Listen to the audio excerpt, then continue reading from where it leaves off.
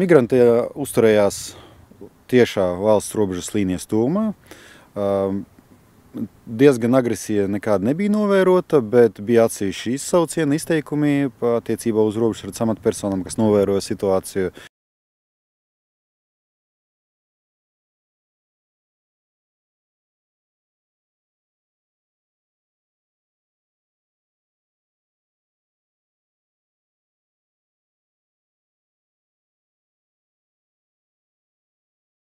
Tas gadījums ar 4 personām, kas pirmās tika ielaistas, tas bija atsevišķs gadījums, pirmais šāds mēģinājums ieceļot.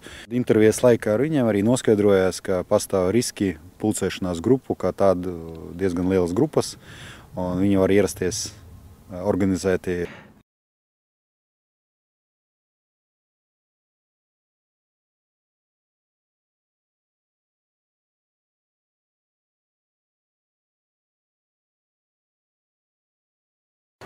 No, non migrazione, no.